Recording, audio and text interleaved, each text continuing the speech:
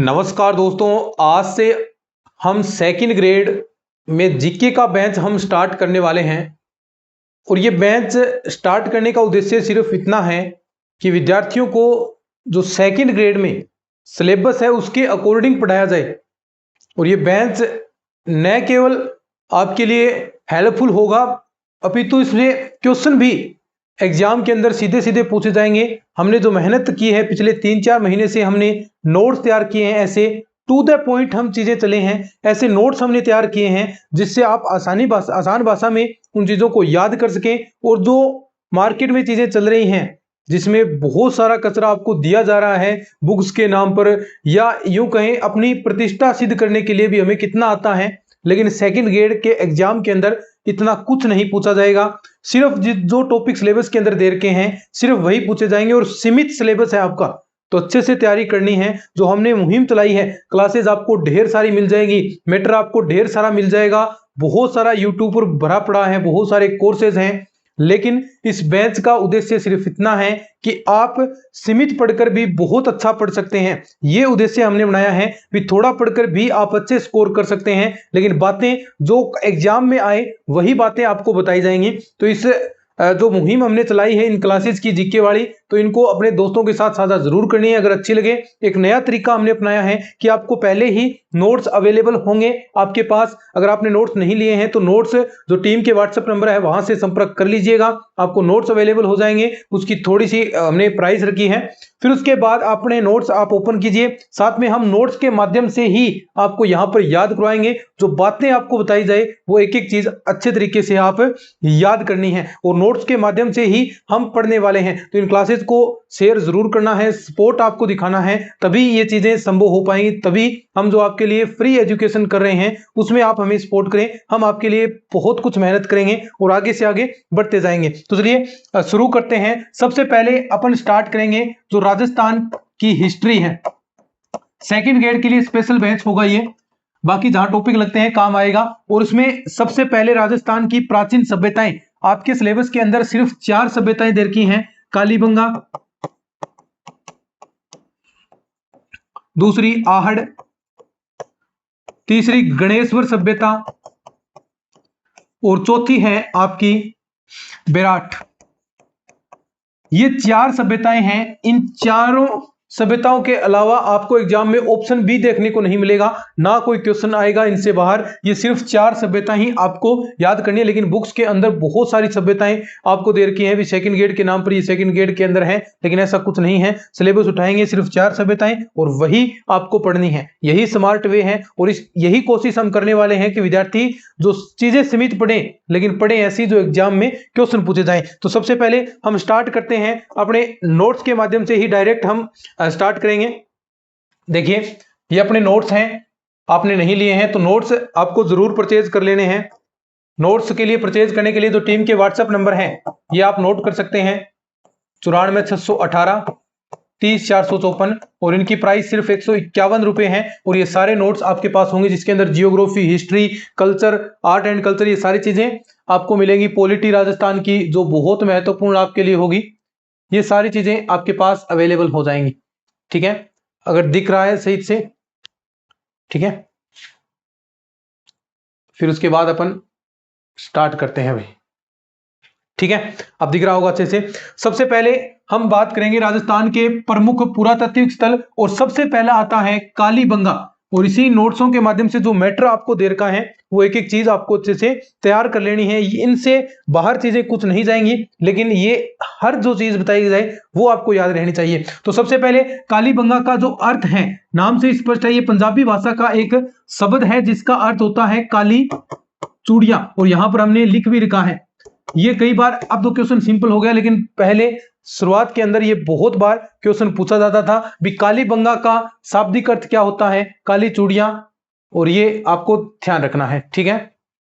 उसके बाद हम बात करते हैं भी कालीबंगा स्थित कहां पर है। अगर इसकी स्थिति के बारे में बात करें भी कालीबंगा कहां पर स्थित है, तो कालीबंगा जो हनुमानगढ़ और गंगानगर में मुख्य रूप से एक नदी बहती है, आप जानते हैं अच्छे तरीके से, और वो आंतरिक प्रवाह की सबसे लंबी नदी भी है। और उस नदी का नाम घग्गर नदी है, जो हिमाचल प्रदेश की शिवालिक पहाड़ियों से निकलती है और लास्ट में कहां तक जाती है, फोर्ट अब्बास पाकिस्तान में, जहां पर इसे हाकरा के नाम से भी जाना जाता है। तो कालीबंगा सभ्यता, जो बातें देखो नोट्स के अतिरिक्त बताऊं तो ये बातें आपको साथ साथ में लिख भी लेनी है, नोट्स के अंदर आप ऐड कर लेना चाहें।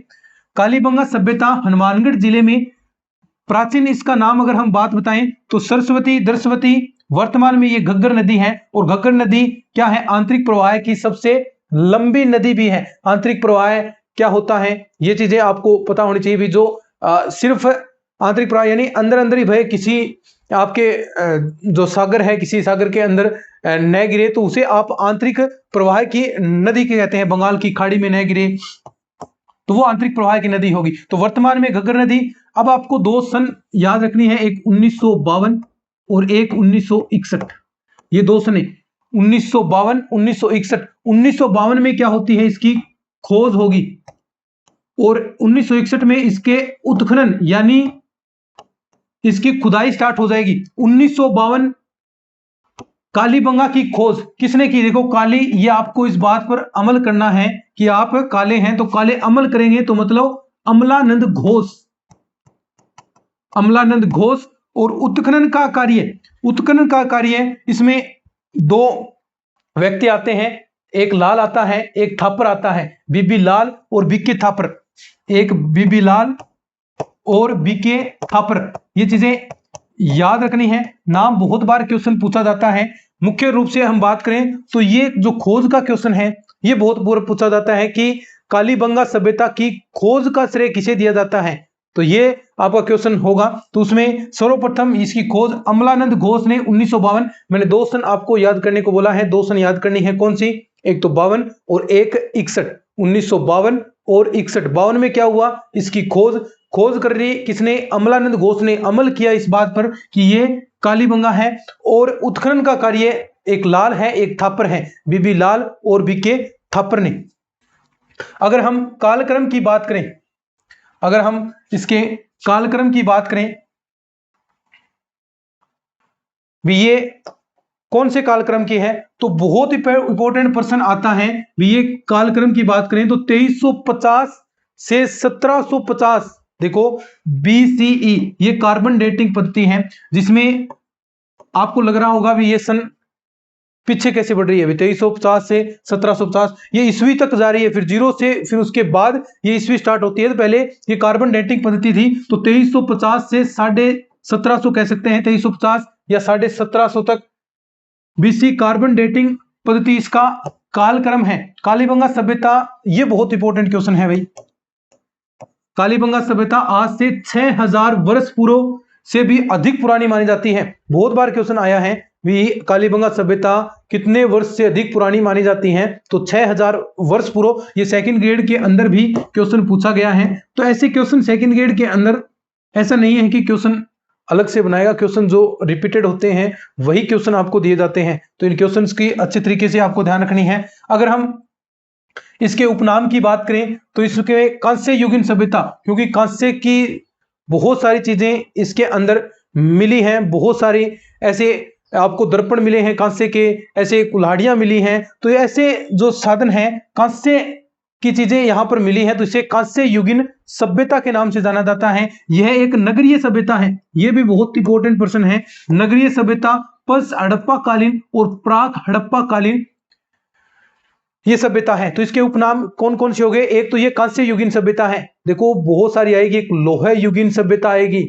लोहे युगीन, बैराट सभ्यता को लोहे युगीन सभ्यता कहा जाता है। एक कांस्य युगीन, तो एक नगरीय सभ्यता, नगरीय सभ्यता कौन सी, कालीबंगा सभ्यता है। मैं साथ में इसके क्वेश्चंस भी आपको करवाऊंगा, साथ में 30-40 क्वेश्चन इस प्रकार हम प्रैक्टिस के करवाएंगे, तो वो चीजें याद भी रह जाएंगी। थोड़ा सा इसको प्रयास करना नोट्स के माध्यम से याद करने का। एक बहुत महत्वपूर्ण इंपॉर्टेंट लाइन कि सिंधु घाटी साम्राज्य की तीसरी राजधानी कालीबंगा को किसने कहा, बहुत बार प्रश्न आता है। तो इसे दशरथ शर्मा ने कालीबंगा सभ्यता को सिंधु घाटी सभ्यता की तीसरी राजधानी कहा है। तीसरी राजधानी, दशरथ शर्मा ने कालीबंगा सभ्यता को सिंधु घाटी सभ्यता की तीसरी राजधानी, यानी राज कौन करेगा, राज कौन करे थे, दशरथ, यानी राजा दशरथ राज कर रहे थे। तो राजधानी कालीबंगा को तीसरी राजधानी किसकी? सिंधु घाटी सभ्यता की तीसरी राजधानी किसने कहा? बहुत बार सेकंड ग्रेड में क्वेश्चन पूछा गया है ये। इस स्थल की सर्वप्रथम पहचान, ये भी इंपॉर्टेंट क्वेश्चन है। इस स्थल की सर्वप्रथम पहचान एलपी टेसीथोरी या थोरी भी कह सकते हैं, एलपी टेसीथोरी ने द्वारा की गई एवं इसे प्रागैतिहासिक स्थल माना गया। तो ये भी इंपॉर्टेंट लाइन है, भी स्थल की सर्वप्रथम पहचान।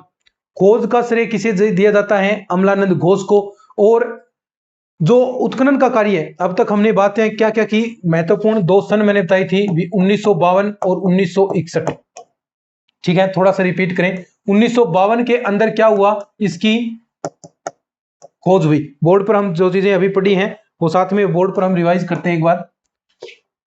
जो चीजें अभी तक हमने पढ़ी हैं वो साथ में हम रिवाइज भी कर लेंगे। ठीक है, हमने पढ़ा कालीबंगा सभ्यता, साथ में रिवीजन जरूर करें। अब देखो चीजें कैसे याद होंगी। सबसे पहले कालीबंगा सभ्यता, इसका अर्थ क्या होता है? काली चूड़ियां, ये भी हमने पढ़ा, काली चूड़ियां। इसकी स्थिति के बारे में बात करें तो ये हमारे जिले के अंदर ही है। किसमें? हनुमानगढ़ जिला है। और किस नदी के किनारे?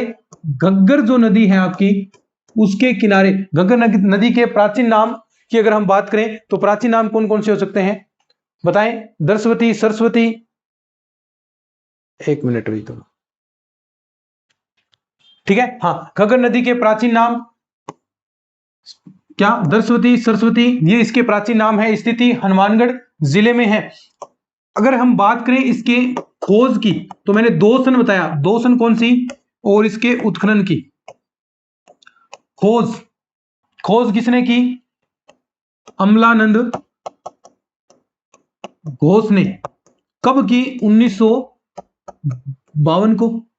उत्खनन की बात करें तो उत्खनन इसके जस्ट 9 साल बाद 1961 में किसने किया? एक लाल है, एक थापर है। लाल कौन सा? बीबी लाल, और एक है बीके थापर।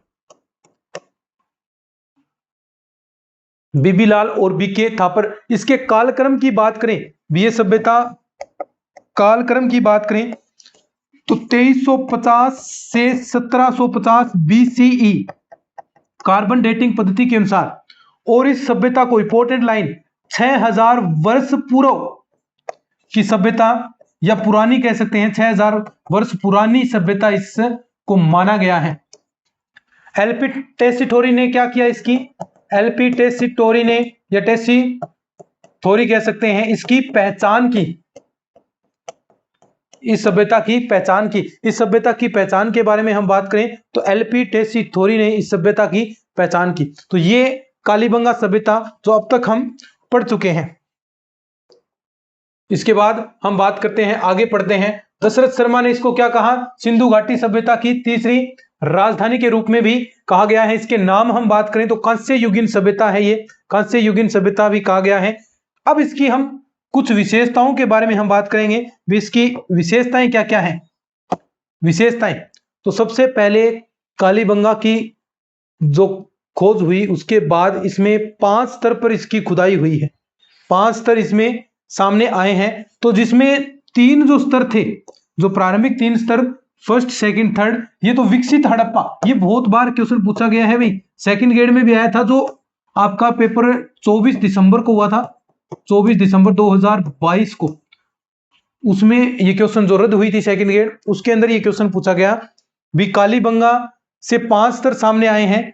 तो इसमें एक तो विकसित हड़प्पा और 2 जो चरण बच गए, यानी जो चौथा और 5वां चरण है, उसे क्या कहेंगे? जो स्तर है प्राक हड़प्पा यानी पुरानी, ये विकसित है, नवीन मान सकते हैं, और ये हड़प्पा। तो देखो जो शुरुआत में है, जो ऊपर स्तर होंगे, ऊपर वाले जो स्तर होंगे वो क्या होंगे? विकसित है, और नीचे जो दबते चले गए वो पहले चले गए भी पुराने हो गए, वो ओल्ड हो गए। जो देखो अब हम स्टार्ट करते हैं, अपनी जो पीढ़ी है वो नई है, फिर उसके बाद नीचे नीचे तो पुरानी पीढ़ी चलती जाएगी। तो ऐसे ही जो पहले 3 चरण हैं वो विकसित हड़प्पा को बताते हैं, और जो नीचे वाले चरण हैं वो प्राक हड़प्पा को बताते हैं। तो ये इंपॉर्टेंट क्वेश्चन है, अच्छे से इसको ध्यान रखना है भाई, ठीक है। दूसरी विशेषता, इसके अंदर जुते हुए खेत के साक्ष्य मिले हैं। यानी इस प्रकार, और वो भी दोहरे तरीके से। इस प्रकार यहां खेती मिली है जिसमें फसल कौन कौन सी, एक तो गेहूं और जौ, गेहूं व जौ, यानी इस प्रकार जौ बीज दिए और इस प्रकार गेहूं बीजी है। और एक चना व सरसों, ये तो अब भी करते हैं ना, आड़ लगाना बोलते हैं जिसे, तो चना व सरसों। तो इसमें हल से जुते हुए खेतों के साक्ष्य मिले हैं। दोहरी फसल, देखो दोहरी फसल के साक्ष्य मिले हैं, तो कौन सी ऐसी सभ्यता है जिसके अंदर दोहरी फसल के साक्ष्य मिले हैं, तो कालीबंगा ऐसी सभ्यता है जिसके अंदर दोहरी फसलों के साक्ष्य मिले हैं। यहां से 7 अग्नि वेदिकाएं, अब देखो यहां पर 7 इस प्रकार अग्नि वेदिकाएं यानी कुंड मिले हैं, 7 हवन कुंड मिले हैं, इस प्रकार 7 हवन कुंड मिले हैं यहां पर, जिसके अंदर साक्ष्य की अगर हम बात करें तो इसके अंदर हड्डियां मिली हैं, हड्डियां मिली है यहां पर। तो इससे क्या निष्कर्ष निकलता है भाई, यहां पर बलि प्रथा प्रचलित थी, जानवरों की हड्डियां मिली, तो यानी यहां पर बलि दी जाती थी, ऊंट की, बकरी की, तो इस प्रकार की हड्डियां मिली हैं, तो यानी यहां पर बलि प्रथा प्रचलित थी। यहां मंदिर का कोई साक्ष्य नहीं मिला, यहां मंदिर नहीं मिले हैं भाई, मंदिर यहां नहीं मिले हैं, लेकिन यहां पर 7 हवन कुंड मिले हैं। इंपॉर्टेंट है, ये पूछा जाता है, 7 हवन कुंड मिले हैं, हवन वेदिकाएं मिली हैं, जहां पर उसमें हड्डियों के अवशेष मिले हैं। तो इससे निष्कर्ष निकलता है कि यहां पर बलि प्रथा प्रचलित थी।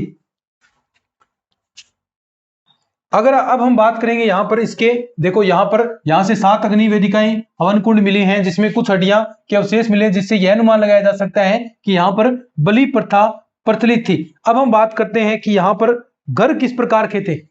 घरों की बात करें कि जो भवन के निर्माण हुए हैं, जो घर बन रहे थे, सबसे पहले तो जो घर बन रहे थे वो कच्ची ईंटों से निर्मित थे, वहां पर पक्की ईंटें नहीं थी, कच्ची ईंटों से भवन निर्मित थे। यहां पर एक क्वेश्चन पूछा जाता है जो ईंटों के आकार से संबंधित है, भी जो ईंटें थी उनका साइज क्या था, तो एक सिंपल सा है, यानी LBH आपको याद करनी है, भी उसकी लेंथ, ब्रीड्थ और उसकी ऊंचाई कितनी थी, तो 30, 15, 7.5, यानी हाफ होता जाएगा। देखो पहले 30 आपने याद कर लिया, फिर उसका आधा 15, फिर उसका आधा 7.5, तो ये जो आकार था किसका था, इन ईंटों का आकार था, ईंटों का आकार। यहां पर जो घर मिले हैं वो कच्ची ईंटों से मिले हैं। अब कच्ची ईंटों से घर मिले हैं तो मतलब ये बस्ती गरीब थी, और गरीब बस्ती थी, तो इसे एक संज्ञा दी जाती है भी ये बस्ती दीनहीन बस्ती है, दीनहीन बस्ती है। तो ऐसी कौन सी सभ्यता है जो दीनहीन बस्ती है, देखो ये इंपॉर्टेंट लाइन है, ये क्वेश्चन पूछ सकता है भी दीनहीन बस्ती के नाम से जाने वाली सभ्यता कौन सी, तो वो कालीबंगा सभ्यता आपकी होगी। इसमें 4 से 5 कमरे, एक रसोई घर, स्नान घर था वो पक्की ईंटों से निर्मित, और एक कुआं, कुआं मिला है। कुआं क्या होता है भाई, कुआं जानते होंगे सब, पक्की ईंटों से निर्मित, 2 चीजें पक्की ईंटों से निर्मित है, एक तो स्नान घर और एक कुआं, ये इंपॉर्टेंट है, चीजें पूछ सकता है। 4-5 कमरे घर में, रसोई घर, स्नान घर, कुआं, ये पक्की ईंटों से निर्मित है, कोई ये बात मैंने लिख रखी है। कमरे के फर्श पर प्रतिच्छेदी वृत्तों से अलंकृत, प्रतिच्छेदी वृत्तों से मतलब कमरे के जो फर्श हैं वो इस प्रकार, जो एक दूसरे को काट रहे हैं, इस प्रकार ये फर्श मिले हैं। देखो ये शेप देखा रखी, आपस में प्रतिच्छेदी वृत्तों से अलंकृत, प्रतिच्छेदी वृत्तों से अलंकृत फर्श यहां पर मिले हैं। लकड़ी के नालियों के अवशेष, ये इंपॉर्टेंट है, लकड़ी की नालियों के अवशेष मिले हैं। यहां पर जो सड़कें हैं वो एक दूसरे को समकोण पर काटती हुई सड़कें मिली हैं, एक दूसरे को समकोण पर काटती हुई सड़कें मिली हैं। ऐसी जो पद्धति है, ऐसी जो मकानों की पद्धति है उसे ऑक्सफोर्ड पद्धति के नाम से भी जाना जाता है, जाल पद्धति या चेम्सफोर्ड पद्धति। इंपॉर्टेंट है, ऑक्सफोर्ड पद्धति कहां है, या चेम्सफोर्ड या जाल पद्धति कहां पर है, तो ये कालीबंगा सभ्यता के अंदर आपको देखने को मिलने वाला है। अब हम बात करें, जो बातें हमने की है भवन निर्माण से संबंधित, हमने 3-4 बातें की हैं भी भवन किस प्रकार से यहां पर निर्मित थे। तो भवन जो आपके निर्मित थे यहां पर एक तो कच्ची ईंटों से निर्मित थे, तो इस बस्ती को दीनहीन बस्ती कहा गया। यहां पर जो सड़कें हैं वो समकोण पर काट रही हैं, इसलिए इसे ऑक्सफोर्ड पद्धति या फिर चेम्सफोर्ड पद्धति कहा गया। यहां पर जो फर्श थे वो अलंकृत प्रतिच्छेदी वृत्तों से, अलंकृत प्रतिच्छेदी वृत्तों से थे, जहां पर 4 से 5 कमरे घर के अंदर, रसोई घर, स्नान घर और साथ में क्या चीज थी, कुआं। ये थे पक्की ईंटों से निर्मित। तो ये बातें कुछ आपको ध्यान में रखनी है। और लकड़ी की से निर्मित नालियां थी। अब एक इंपॉर्टेंट चीज आती है यहां पर, समाधान। विषव को किस प्रकार, समाधान। तो यहां पर कुल 37 शव, ये इंपॉर्टेंट है भाई, कुल 37 शव विसर्जन मिले हैं। अब देखो यहां पर जो शवों का किस प्रकार किया जाता था, अभी दाह संस्कार करते थे या फिर उनका कब्र खोदी जाती थी, तो किस प्रकार था। ये 3 प्रकार की चीजें यहां पर मिली हैं। एक तो पूर्ण समाधिकरण, एक तो पूर्ण तरीके से समाधि दी गई, दूसरा आंशिक समाधिकरण, और तीसरा एक दाह संस्कार, यानी जलाया जाता था, यहां पर समाधिकरण होता था। यहां आंशिक समाधिकरण, कुछ पहले जलाया जाता था और कुछ पार्ट बचते थे तो उनको समाधि में कर दिया जाता था। पहले दाह संस्कार होकर फिर जो पार्ट बचे उनको आपने समाधिकरण कर दिया, तो यह आंशिक समाधिकरण होता है। जो कब्रें मिली हैं, जो कब्रें मिली हैं वो अंडाकार गड्ढे, आयताकार गड्ढे और गोल गड्ढे, ये 3-4 प्रकार के गड्ढे मिले हैं। एक तो अंडाकार गड्ढे, ये क्वेश्चन पूछा जाता है भी अंडाकार गड्ढे नुमा कब्रें कहां पर मिली हैं, तो ये कहां पर मिली हैं, ये आपकी कालीबंगा सभ्यता के अंदर। आयताकार गड्ढे, गोल गड्ढे, तो यहां पर अंडाकार जो गड्ढे थे उसमें क्या क्या चीजें मिली, एक तो कंकाल मिला साथ में, ठीक है, मृद भांड, एक मृद भांड मिला है, साथ में अन्य सामग्री ऐसे जो मिले हैं वो टोटल 15 मिले हैं। टोटल 37 आपको 100 मिले हैं, लेकिन ऐसे जो मिले हैं वो 15 अवशेष मिले हैं। आयताकार गड्ढे, इस प्रकार आयताकार गड्ढे मिले हैं, वहां पर सामग्री पर अस्थि अवशेष नहीं मिले हैं, अस्थियों के अवशेष नहीं मिले। गोल गड्ढे केवल सामग्री, अस्थि अवशेष नहीं, यहां पर केवल सामग्री मिली है लेकिन अस्थियों के अवशेष नहीं मिले। अब देखो शव का पूर्ण शव विसर्जन, ये पूर्ण शव तो देखो किस प्रकार दफनाया जाता था। एक तो सिर तो हो गया उत्तर दिशा में, देखो ये व्यक्ति हमने सुंदर सा बना रखा है, सिर तो इसका उत्तर दिशा में होगा, ये बहुत इंपॉर्टेंट बात है, सिर तो उत्तर दिशा में और इसके पैर हो गए दक्षिण दिशा में। शव को पीठ के बल लेटाया गया है। साथ में इसमें कब्र के साथ एक तांबे का दर्पण मिला है भाई, तांबे का दर्पण साथ में मिला है। तो ऐसी कौन सी सभ्यता है जिसमें शव के साथ तांबे का दर्पण मिला है, तो ये कालीबंगा सभ्यता है। एक यहां पर एक खोपड़ी मिली है जिसमें 6 छेद हैं, 6 छेद। इससे क्या निष्कर्ष निकलता है, यहां पर शल्य चिकित्सा भी से लोग परिचित थे, शल्य चिकित्सा से भी परिचित थे। यहां पर देख सकते हैं कि एक बच्चे की खोपड़ी से 6 छेद मिले हैं जिनसे कालीबंगा की शल्य क्रिया से परिचित होने की जानकारी मिलती है।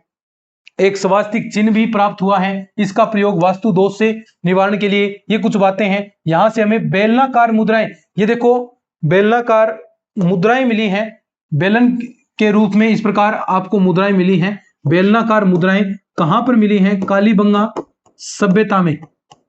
और ऐसी जो मुद्राएं हैं ये मेसोपोटामिया एक सभ्यता है, कहां पर, इराक के अंदर, वहां भी इस प्रकार की मुद्राएं मिली हैं।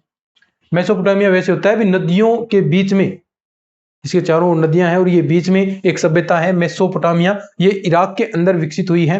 और ये ऐसी बेलनाकार मुद्राएं कालीबंगा सभ्यता के अंदर भी मिली हैं। यहां से हमें बेलनाकार मोहरें प्राप्त हुई हैं जो कि मेसोपोटामिया सभ्यता की है। इस सभ्यता का विनाश की बात करें तो भी कोई कहता है भी कोई भूकंप आया होगा, भूकंप जैसी कोई प्राकृतिक आपदा आई है और इस सभ्यता का विनाश हो गया। तो ये आपकी कालीबंगा सभ्यता है। इसमें जो मुख्य मुख्य बातें आई हैं जो आपको याद रखनी है, जो एग्जाम के अंदर पूछी जाती हैं, उसके बारे में हम देखिए बात करते हैं। नीचे जो प्रमुख अवशेष हैं ये चीज आपको ध्यान रखनी है। तो देखो अब आपके लिए शॉर्ट मैटर में भी आपको मैंने नोट तैयार कर दिए। देखो समकोण पर, सबसे पहले समकोण पर काटती हुई सड़कें, इसका मतलब ऑक्सफोर्ड पद्धति, अभी हमने बात की थी ऑक्सफोर्ड या फिर चैम्सफोर्ड, जाल पद्धति, ये 3 नाम मैंने आपको बताए थे, याद रखें। 7 हवन कुंड, 7 हवन कुंड, 7 हवन कुंड का मतलब 7 हवन कुंड मिले हैं और उसके अंदर हड्डियों के अवशेष भी मिले हैं। तो इसका मतलब यहां बलि प्रथा होती थी भाई, ऊंट की हड्डियों के साक्ष्य इस हवन कुंड में भी मिले, ऊंट की बलि होती थी। तांबे के वर्षभ की आकार थी, वर्षभ मतलब बेल, की आकृति की मूर्ति मिली है। मंदिरों के साक्ष्य मैंने बता दिया, अभी नहीं मिले। अंडाकार चिरायु कबर ये मिली है। खिलौना बैलगाड़ी मिली है। कांस्य के दर्पण, यहां पर कांस्य के दर्पण मिले हैं, इसलिए इसे कांस्य युगीन सभ्यता के नाम से भी जाना जाता है। कांस्य युगीन सभ्यता, ये बहुत बार पूछा जाता है। तांबर युगीन सभ्यता, कांस्य युगीन, लोहे युगीन, ये सारी चीजें पूछी जाती हैं। हाथी दांत का एक कंगा मिला है। कांच की मणियों व बेलनाकार मोहरें यानी किस सभ्यता में? मेसोपोटामिया सभ्यता, जो इराक के अंदर विकसित हुई है। युगल समाधियां, जोड़े में समाधियां हो रही थी। मुद्रा व व्याघ्र व महिला कुमार देवी का चित्र भी मिला है। कलश समाधान के साक्ष्य मिले हैं। काली व सफेद रेखा वाले लाल रंग के बर्तन, काली व सफेद रेखा यानी इस प्रकार काली रेखा मिली है और सफेद रेखा वाले बर्तन मिले हैं। तो ये ऐसी कुछ बातें इसके अंदर हुई हैं। ये क्या है? एक नगरीय सभ्यता, यहां पर व्यापार प्रधान सभ्यता थी, व्यवहार से लोग परिचित थे। साक्षर सभ्यता थी, क्यों? क्योंकि यहां पर ये नगरीय सभ्यता के नाम से जानी जाती है। और साथ में यहां पर अगर हम बात करें, देखो लकड़ी के नालियों के अवशेष, लकड़ी के नालियों के अवशेष मिले हैं, तो यानी एक ये सभ्यता थी, वो साक्षर सभ्यता थी, मुहरें प्राप्त हुई हैं। मात्र सत्तात्मक, यहां क्या थी? पितृसत्तात्मक नहीं, महिलाओं के चलने वाली सभ्यता थी, मात्र सत्तात्मक। और दीनहीन बस्ती, क्यों? क्योंकि कच्ची ईंटों से बने मकान यहां पर प्राप्त हुए हैं। ताम्र कांस्य सभ्यता, तांबर देखिए, तांबे का दर्पण कब्र के पास में मिला था, आपको याद हो। तो इस प्रकार जो ये चीजें हैं, हम बात करे थे कालीबंगा सभ्यता की, जो मुख्य मुख्य बातें थी वो यही है और यहीं से क्वेश्चन पूछा जाएगा। ये नोट्सों के माध्यम से आपको इस प्रकार हम पढ़ाने वाले हैं। देखिए, फिर उसके बाद हम बनास सभ्यता के बारे में बात करेंगे, लेकिन साथ साथ में चीजें आपको याद भी रहनी चाहिए जो हमने बात की है। ये सारी चीजें आपको याद होनी चाहिए, एक एक करके मैंने आराम से आपको एक एक चीज बताई है। तो ये सारे अच्छे से आप पढ़ेंगे, क्लास को देखते हैं, फिर अच्छे से इनको और एक बार घर पर पढ़ लेंगे तो ये चीजें आपको कंठस्थ हो जाएंगी। तो ऐसे ही आपको चीजें पढ़ना है, ठीक है। अगर ये नोट्स आपने नहीं लिए हैं तो नोट्स अपनी जो टीम के व्हाट्सएप नंबर हैं 94 618 30 454, और आज से अपनी टेस्ट सीरीज भी स्टार्ट हो चुकी है ऐप के अंदर जीके की, उसे भी ज्वाइन करना। सबसे पहले राजस्थान जियोग्राफी के टेस्ट आपके चल रहे हैं, तो ये उसकी प्राइस भी सिर्फ 151 रुपए है। तो यानी 151 इसकी, 151 इसकी, लेकिन दोनों कॉम्बो के रूप में सिर्फ 241 रुपए के अंदर ये चीजें आपको मिल जाएंगी। ये अपने व्हाट्सएप नंबर है, यहां से आप संपर्क कर सकते हैं। चलिए, आज का सेशन बहुत हेल्पफुल आपके लिए रहा होगा, ऐसे ही सेशन आपके लिए आते रहेंगे। धन्यवाद।